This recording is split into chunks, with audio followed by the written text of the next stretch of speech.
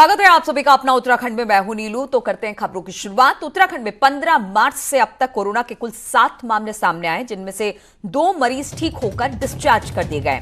फिलहाल 4 मरीज देहरादून में, एक कोटद्वार में अपना इलाज करा रहे हैं। सभी मरीजों की ट्रैवल हिस्ट्री विदेश और दूसरे प्रदेशों की है। राज्य में अब तक कुल 590 सैंपल लिए गए हैं, जिनमें से 505 की जांच रिपोर्ट नेगेटिव आई है, जबकि बाकी की रिपोर्ट का अब इंतजार किया जा रहा है। वहीं राज्य में अभी तक 9,650 लोगों को क्वारंटाइन किया गया है। कोरोना वायरस के चलते एम्स और दून मेडिकल कॉलेज में 400 बेड रिजर्व किए गए हैं। इंद्रेश और हिमालयन इंस्टीट्यूट में 200 बेड रिजर्व किए गए हैं। राज्य के सभी 13 जिले और 21 उप जिलों के अस्पताल को अलर्ट मोड पर रखा गया है। इसके अलावा पूरे उत्तराखंड में 1000 आइसोलेशन सेंटर भी तैयार किए गए हैं। और दिल्ली के निजामुद्दीन में जमात में शामिल हुए कई लोग कोरोना संक्रमित हो चुके हैं और अब यही लोग उत्तराखंड की भी मुसीबत बन गए हैं, क्योंकि उत्तराखंड में उड़ीसा, दिल्ली, गुजरात, उत्तर प्रदेश से आए तबलीग जमात के 218 लोग अभी भी मौजूद हैं। तो उत्तराखंड के करीब 255 लोग ऐसे हैं जो निजामुद्दीन में अलग अलग समय से हुई मरकज के बाद देश के विभिन्न राज्यों में घूम रहे हैं, जो अब सबसे बड़ा खतरा बन गए हैं।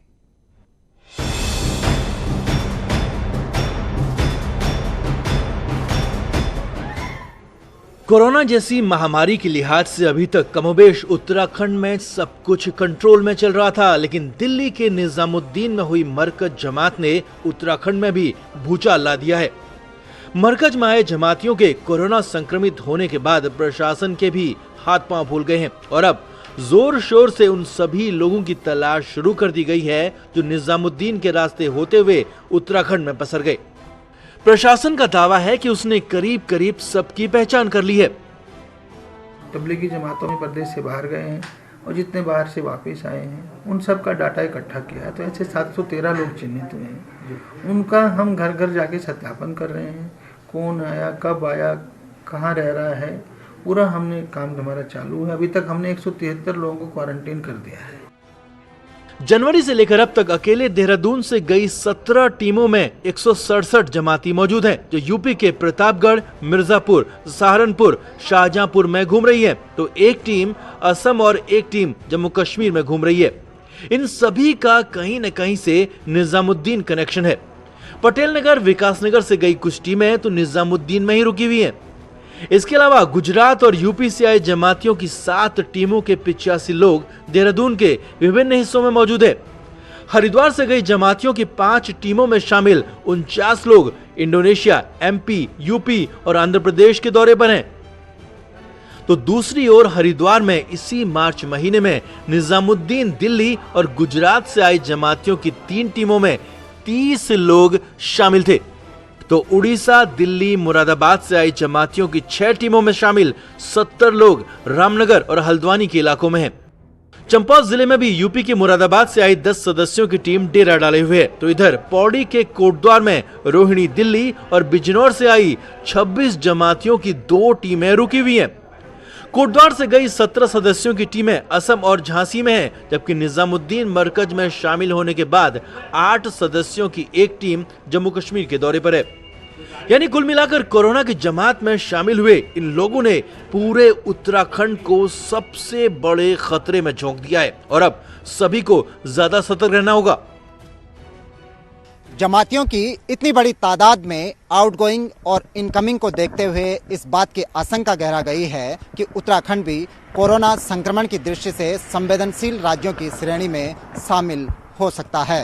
सवाल शासन प्रशासन पर भी खड़े होते हैं, सवाल सिस्टम की कार्यप्रणाली पर भी खड़े होते हैं कि जब कंप्लीटली लॉकडाउन था तो जमाती एक स्टेट से दूसरे स्टेट और एक जिले से दूसरे जिले में कैसे आते जाते रहे। कैमरा पर्सन दीपक उपाध्याय के साथ सुनील नौप्रभात, न्यूज़ 18 देहरादून। और तबलीग जमात से उत्तराखंड में हड़कंप है। पौड़ी, उधम सिंह नगर में 18 लोगों पर एफआईआर दर्ज की गई है। उत्तराखंड में 193 जमाती क्वारंटाइन किए गए हैं। बाहरी प्रदेशों के 218 जमाती अभी भी राज्य में मौजूद हैं। उत्तराखंड के 255 जमाती अभी भी प्रदेश के अन्य प्रदेशों के दौरे पर इस वक्त बताए जा रहे हैं। तो ये बड़ी खबर आ रही है उत्तराखंड से और ये मुसीबत लेकर भी आई है उत्तराखंड के लिए, क्योंकि तबलीग जमात से उत्तराखंड में पौड़ी, उधम सिंह नगर में 18 लोगों पर एफआईआर है। उत्तराखंड में 193 जमाती क्वारंटाइन किए गए हैं, जबकि बाहरी प्रदेशों के 218 जमाती अभी भी राज्य में इस वक्त मौजूद हैं। उत्तराखंड के 255 जमाती अभी भी अन्य प्रदेशों के दौरे पर है। और दिल्ली के निजामुद्दीन मरकज से लौटे रानीखेत के 4 जमातियों को अस्पताल में क्वारंटाइन किया गया है, जबकि उनके संपर्क में आए 7 और लोगों को भी प्रशासन ने क्वारंटाइन किया है। अल्मोड़ा और रानीखेत में जमातियों के संपर्क में कई लोगों के आने की संभावना जताई जा रही है, जिस पर प्रशासन नजर बनाए हुए है। मंदिर को जो संतोषी माता मंदिर कर लेंगे, ठीक है, नीचे एक बार पूरा सिस्टम आ जाए।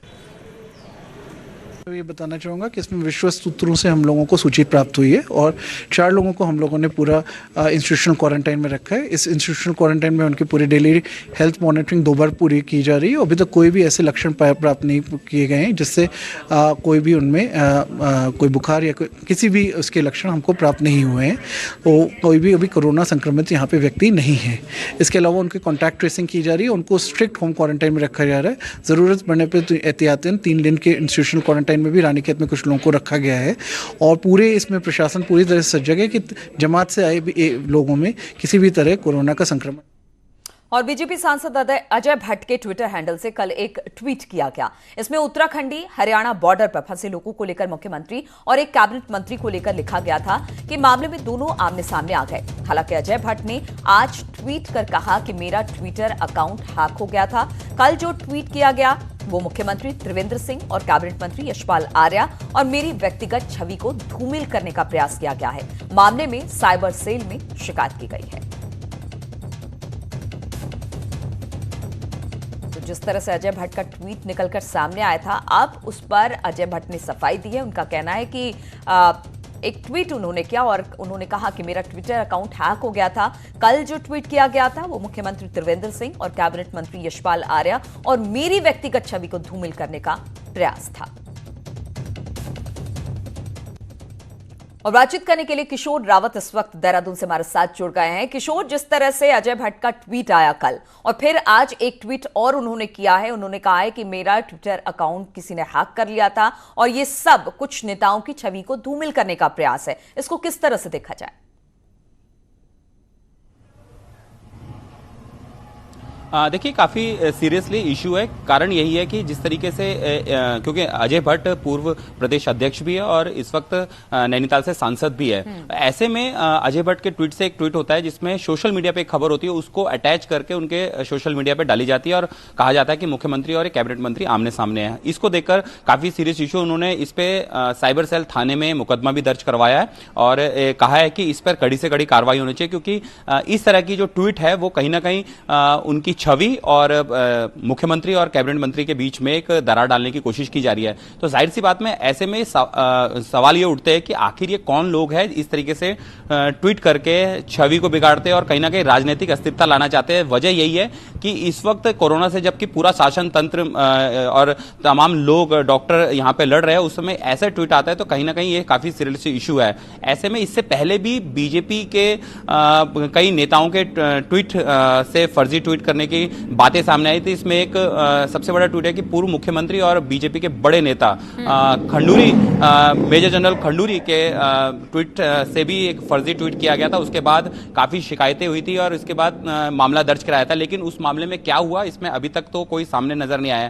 तो सवाल ये उठता है कि क्या ये बिल्कुल, और साइबर सेल को देखने की भी जरूरत होगी कि किस तरह से आखिर इन नेताओं के ट्विटर हैंडल को इस तरह से हैक किया गया है, ये भी जांच का विषय। बहुत बहुत शुक्रिया आपका तमाम जानकारी देने के लिए। और देहरादून पुलिस ने एक वीडियो मैसेजेस जारी किया है। ये वीडियो मैसेज ऐसे लोगों के लिए है जो लॉकडाउन का उल्लंघन करने से बाज नहीं आ रहे। वो अपनी ऊंची पहुंच का हवाला देकर पुलिस को धमकाने की कोशिश करते हैं। हाँ, बंदूर आप आ जा रहे हैं इस समय? बस थोड़ा इधर ही जा रहे हैं, तो थोड़ा बाहर आइए। आपको जानकारी होनी चाहिए थी कि समय समाप्त हो चुका है और आपको इस समय घर जाना चाहिए और आप यहाँ सड़कों पे घूम रहे हैं। इस तरीके से बात मत करो। मेरी मम्मी के मामा जी विधायक हैं। चाचा फोन लगाओ जरा।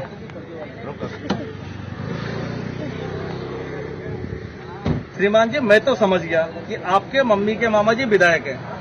आपको भी अच्छी तरह से पता है कि आपके मम्मी के मामा जी विधायक है, लेकिन ये जो कोरोना है ना, इसको नहीं पता कि आपके मम्मी के मामा जी विधायक है। तो समझ गए? फिर समझ जाओ।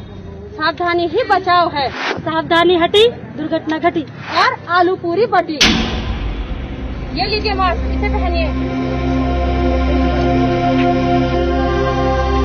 हमारी शक्ति आपकी सुरक्षा।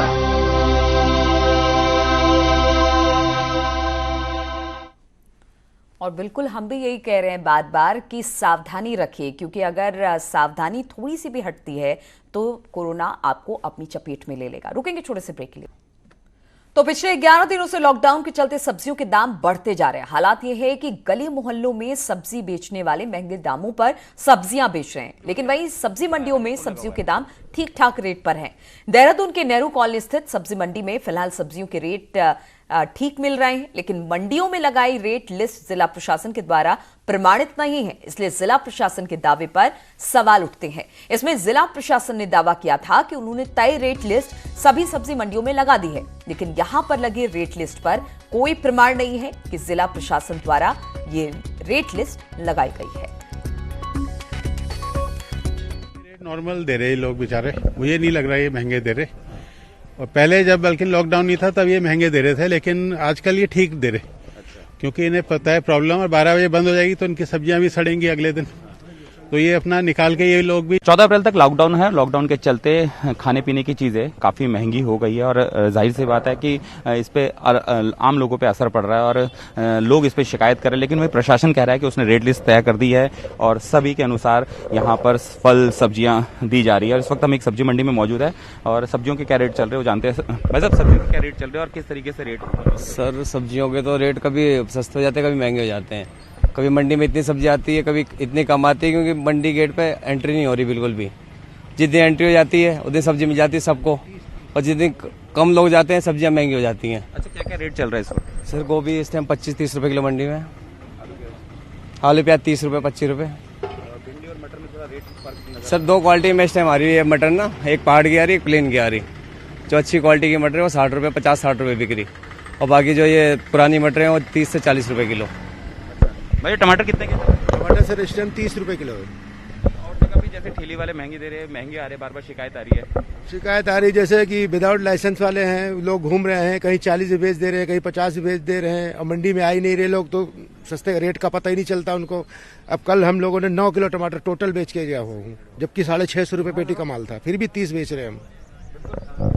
जो एक रेट लिस्ट की बात की जा रही है, और मैं एक दिखाना चाहूंगा, यहाँ पे एक रेट लिस्ट है जिस पर जाहिर सी बात है सब्जियां बता रहे हैं, लेकिन इस रेट लिस्ट पे एक चीज तय नहीं की गई है कि वाकई रेट लिस्ट किसके द्वारा लगाई गई, यानी ये जिला अधिकारी या फिर SDM या प्रशासन द्वारा, तो लेकिन ये तय नहीं है। तो कम से कम प्रशासन को जमीन पे उतरना होगा और ये देखना होगा कि वाकई सब्जी यहाँ किस तरीके भाव बिक रही है और आम लोगों को किस भाव में मिल रही है, और रेट लिस्ट तय करनी होगी। कैमरामैन भरत शर्मा के साथ किशोर रावत, न्यूज 18 देहरादून। और जहां एक और सब्जियों के दाम में लगातार उतार चढ़ाव देखने को मिल रहा है, वहीं फलों के दामों में भी काफी उतार चढ़ाव है। हालांकि फल विक्रेताओं में भी अपनी दुकानों पर लिस्ट जरूर लगाई है, लेकिन ये भी जिला प्रशासन द्वारा प्रमाणित नहीं है। फल विक्रेताओं के मुताबिक मंडी से सामान नहीं आने के कारण फलों के रेट ज्यादा खाया जाए ताकि इम्यूनिटी बढ़ाया जाए, लेकिन रेट करे तो कई जगहों पे रेट अलग अलग चल रहा है। और इसको मुझे तो लग रहा है कि ऐसा महंगा कुछ नहीं दे रहे हैं, थोड़ा बहुत तो अंतर हो ही जाता है। 10 रुपए किलो का अंतर होना कोई बड़ी बात नहीं है। लॉकडाउन के चलते जो सबसे ज्यादा जरूरत है, और खासकर कोरोना वायरस के समय जब डॉक्टर सलाह दे रहे हैं कि फल फ्रूट खाए जाए, और खासकर संतरे हो गए, मौसमी हो गए या चीकू हो गए, इनको खाया जाए ताकि इम्यूनिटी बढ़ाया जाए। लेकिन रेट की अगर बात करें तो कई जगहों पे रेट अलग अलग चल रहा है, और इसको देखते हुए तमाम जो फल विक्रेता है उनके लिए गाइडलाइन जारी की है कि उनको अपनी रेट लिस्ट तैयार की जाए और क्या क्या रेट बेच रहे हैं। तो ये सामने रेट लिस्ट है और सभी फल विक्रेता इसी हिसाब से अपने फल बेच रहे हैं। हमारे साथ फल विक्रेता मौजूद है। भाई साहब, फिलहाल इसी रेट से हिसाब से बेच रहे हैं, और क्या किस तरीके? यही रेट चल रहा है जो लिखा हुआ लिस्ट में, इससे अलावा कोई रेट नहीं है। अच्छा, मंडी में कितनी दिक्कत आ रही है? क्योंकि जैसे लोग बोल रहे हैं कि मंडियों में अंदर आने नहीं दे रहे और रेट वहाँ से बढ़ रहे हैं। वहाँ से तो रेट बढ़ भी रहे हैं और दिक्कत भी बहुत हो रही है। सुबह 2 बजे जाना पड़ता है, 1 बजे रात को, माल भी बहुत आधा ही मिलता है ढंग के साथ। आधा मिल रहा है? हाँ, आधा खराब हो गया, जैसे कोई देख भी नहीं पाता, अंधेरे में क्या दिखता है, कुछ नहीं दिखता। कहीं ना कहीं जो मंडी है वहाँ पे काफी दिक्कतें आ रही है। अच्छा, जो ये ठेलियों पे घरों फल बेच रहे हैं वो महंगे बेच रहे हैं, और ऐसी शिकायतें हो जा रही है कि बहुत ज्यादा महंगा बिक रहा है। उनके ये अब उनका अपना अपना हिसाब होता है सर। अब वो महंगे आते होंगे तो महंगे बेचते होंगे। मंडी का कोई हिसाब ही नहीं है भाई। मंडी का वो कोई सस्ता बेचता है, कोई महंगा बेचता है। चीज़ की बात होती है, क्वालिटी की बात है। मंडी के लिए प्रशासन को कुछ करना चाहिए। जी हाँ, उसके लिए कुछ सख्ती करना चाहिए सर। अच्छा, रेट लिस्ट मांगते हैं। हाँ, उनकी होना चाहिए था, मगर ये कच्चे सौदे इनका कोई रेट होता नहीं सब सर। बिल्कुल, कहीं ना कहीं जो यहाँ पे तमाम फल विक्रेता है उनका यही कहना है कि खासकर सब्जियां जिस तरीके से मंडी से महंगी होकर निकल रही है, तय नहीं हो पा रहा, और उसी तरीके से फल फ्रूट भी काफी महंगे बिक रहे हैं, जो कि ऊपर से नहीं। फिर भी यहाँ पर एक रेट लिस्ट जरूर तय की गई है कि इस हिसाब से फल फ्रूट इनके द्वारा बेचे जा रहे हैं। कैमरामैन भरत शर्मा के साथ किशोर रावत, न्यूज 18 देहरादून। और प्रदेश में लगातार चल रहे लॉकडाउन का असर अब बाजार में उपलब्ध राशन खाद्य सामग्री पर भी पड़ने लगा है। खटीमा के व्यापारियों का कहना है कि उत्तर प्रदेश में ट्रांसपोर्ट न चलने की वजह से दुकानों में जरूरी सामान की अब कमी होने लग गई है। साथ ही हल्द्वानी, रुद्रपुर की मंडियों में राशन स्टॉक में कम होने की बात भी कही जा रही है, जिसके चलते बाजार भाव भी बढ़ गया है। वहीं प्रशासन किसी तरह के स्टॉक की कमी होने से इनकार कर रहा है, साथ ही कालाबाजारी पर कार्रवाई की बात भी कर रहा है। जो माल हमारे यहाँ डिपो में, जैसे हल्द्वानी एक हमारा बहुत बड़ा हब है, तो वहाँ से बहुत हद तक माल आता है। रुद्रपुर से हम लोग को दिक्कत परेशानी नहीं हो रही है, लेकिन माल वहाँ पे बिल्कुल ख़त्म हो चुका है। फैक्ट्रियों से माल नहीं आ पा रहा है। इस वजह से जो है माल की क्राइसिस होने की वजह से माल की आपूर्ति नहीं हो पा रही है। जो माल है लोग उसी को ही जिस रेट में आ रहा है वैसे ही रेटों पर बेचा जा रहा है। FCI इत्यादि से भी गेहूं प्राप्त होने पर विचार चल रहा है। उस पर कार्रवाई प्रारंभ हो चुकी है और संभवतः 1-2 दिन में प्राप्त हो जाएगा। तो वर्तमान में स्टॉक की कमी होना या कालाबाजारी होना या फिर ओवर रेटिंग होने से कोई भी समस्या हमारे सामने नहीं आई है। और जो ओवर रेटिंग है उसको रोकने के लिए जितने भी हमारे पासेस जारी हो रहे हैं, जितनी गाड़ियाँ चल रही हैं, सबके नोडल अधिकारी नियुक्त किए गए हैं। और कोरोना से लड़ने की तैयारी वैसे तो जोरों पर हो रही है, लेकिन कुमाऊं के अस्पतालों में कुछ जरूरी चीजों की कमी देखी जा रही है। हालांकि सरकार की तरफ से ऑर्डर जारी हो चुके हैं और जल्द ही मुश्किल दूर हो सकती है। कोरोना लॉकडाउन का असर मेडिकल इक्विपमेंट्स पर भी दिख रहा है। कुमाऊं की ज्यादातर अस्पतालों में कोरोना जांच और इलाज में इस्तेमाल होने वाली पर्सनल प्रोटेक्शन यानी पीपी किट के साथ ही मास्क की भी बेहद कमी है। पीपी किट ऐसी किट है जिसे पहनकर हॉस्पिटल स्टाफ कोरोना संदिग्धों की जांच करते हैं। हालांकि दावे पूरे हैं, लेकिन हकीकत मीलों दूर। हमारी मेडिकल की पूरी टीम जो है 24 घंटे लगी हुई है और साथ में पीपीपी किट का है, तो ऑल ओवर इंडिया में प्रॉब्लम है अभी, तो उसकी डिमांड हमने भेजी है। अचानक पैदा हुए हालातों में मेडिकल इक्विपमेंट्स की कमी पूरे देश में देखी जा रही है और लॉकडाउन की वजह से नई खरीद में भी मुश्किल आ रही है, जिसे स्वास्थ्य विभाग भी मान रहा है। कुछ सामान हमारा आ चुका है, कुछ रास्ते में है और मैं उम्मीद करती हूँ कि अगले 1 सप्ताह के अंदर सामान पूरा आ जाएगा और हम डिस्ट्रिक्ट्स पर जो है सप्लाई करने के उस पर होंगे। अब स्वास्थ्य निदेशक की नजर में सब कुछ ठीक हो, लेकिन कुमाऊं के सबसे बड़े कोरोना अस्पताल और रेफरल सेंटर तक में मेडिकल सामान की कमी अच्छे संकेत तो बिल्कुल नहीं है। देहरादून से दीपांकर भट्ट के साथ हल्द्वानी से शैलेंद्र नेगी की रिपोर्ट। और ऋषिकेश में सेवानिवृत्त डॉक्टर शशि कंडवाल ने लॉकडाउन में फंसे एक बुजुर्ग को 3 टाइम का भोजन उपलब्ध कराने की शुरुआत की और आज वो पुलिस प्रशासन को रोज 10 से 20 लोगों के खाने की व्यवस्था करके देते हैं, जिससे शहर में कोई भूखा ना रहे। अब उनसे प्रेरणा लेकर अन्य लोग भी आगे आने लगे हैं। इसके माध्यम से अगर हम पूरे उन लोगों को जो जरूरतमंद हैं उनको अगर थोड़ा सा भोजन दे दिया जाए, जीवन भर बहुत खाया, एक बार नहीं 2-2, 3-3 बार ठूस ठूस खाया हम लोगों ने, लेकिन अगर जीवन का कुछ समय इस कार्य के लिए हम दे दें तो शायद मेरे दृष्टिकोण से हमारा जीवन सफल हो जाएगा। और कोरोना वायरस के कारण हुए लॉकडाउन के उससे सभी लोग परेशान हैं। बच्चे ना तो खेलने के लिए घर से निकल पा रहे हैं और ना ही अपने दोस्तों से मिल पा रहे हैं। इससे वो अपने दोस्तों को बहुत मिस कर रहे हैं। रामनगर के पीहू ने अपने दोस्त खिली को ये पत्र लिखा है, आप भी देखिए। प्रिय खिली, तू कैसी है? आजकल हम दोनों नहीं मिल पा रहे हैं, तेरी बहुत याद आ रही है। इस कोरोना वायरस के कारण हम मिल भी नहीं पा रहे हैं। तू भी अपना ख्याल रखना, बाहर बिल्कुल मत निकलना। कोई बात नहीं खिली, जब कोरोना भाग जाएगा तब हम पूल पार्टी करेंगे। और नैनीताल जेल में 9 फरवरी को भूख हड़ताल पर बैठे कैदी कैलाश खुलबे ने जेलर पर उत्पीड़न का आरोप लगाया है। कैलाश खुलबे ने जान से मारने और गाली गलौज करने का आरोप लगाया है। बुधवार को पुलिस कैदी की तबीयत बिगड़ने पर उसे अस्पताल में इलाज के लिए लेकर आई थी। आपको बता दें कि एक मामले में बंद कैलाश खुलबे ने अपने खिलाफ गलत आदेश पारित होने का आरोप भी लगाते हुए प्रधानमंत्री और हाईकोर्ट के मुख्य न्यायाधीश से शिकायत करते हुए भूख हड़ताल शुरू कर दी थी, जिसके बाद अब उसकी तबीयत बिगड़ने लगी है। और लॉकडाउन के बीच खनन से जुड़े श्रमिकों को छोड़ना टनकपुर के 3 ठेकेदारों को महंगा पड़ गया। खटीमा पुलिस ने टनकपुर खनन कारोबार से जुड़े 3 ठेकेदारों पर मुकदमा दर्ज किया है। पुलिस के मुताबिक मामला बीती रात उस वक्त सामने आया जब मजदूरों का एक जत्था खटीमा से चंपावत जिले से पैदल जाता हुआ मिला। लॉकडाउन का उल्लंघन करने और मजदूरों को अपने क्षेत्र से दूसरे जिले में भेजने के तौर पर पुलिस ने अब इसको लेकर मुकदमा दर्ज किया है। अलग-अलग बैठो, एक-एक हाथ का फासला लेकर के। कहाँ के रहने वाले हैं, उन पर क्यों मुकदमा दर्ज किया गया? ये ठेकेदार टनकपुर के रहने वाले हैं। इन्होंने जो है अपने श्रमिकों को जो है अपने पास से हटा दिया था। ये श्रमिक जो हमारे क्षेत्र में पकड़े गए थे, इनसे पूछ करके ये कहाँ काम करते हैं, उन ठेकेदारों का नाम पता मालूम करके उनके खिलाफ अभियोग पंजीकृत कर। और लॉकडाउन के चलते हरिद्वार में भी सन्नाटा पसरा हुआ है। चहल पहल न होने से राजाजी टाइगर रिजर्व और हरिद्वार वन प्रभाग से वन्य जीव लगातार आबादी की ओर रुख कर रहे हैं। बुधवार देर रात भगत सिंह चौक पर एक गजराज आबादी में घुस आया। गजराज चहलकदमी करते हुए चौक में स्थित रेलवे फ्लाईओवर पर पहुंच गया।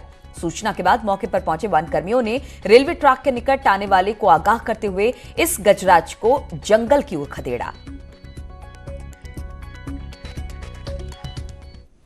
आज रामनवमी है। उत्तर प्रदेश के अयोध्या में होने वाले राम जन्मोत्सव का इस बार घर बैठे लाइव आनंद आप उठा सकते हैं।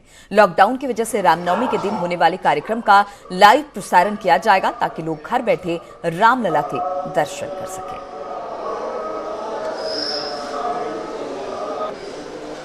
तो आज अयोध्या से रामलला के दर्शन आप लाइव कर सकते हैं। रामनवमी का दिन है, लोग घर से बाहर नहीं निकल पा रहे हैं। यही वजह है कि व्यवस्था की गई है रामलला के दर्शन के लिए सीधे प्रसारण की।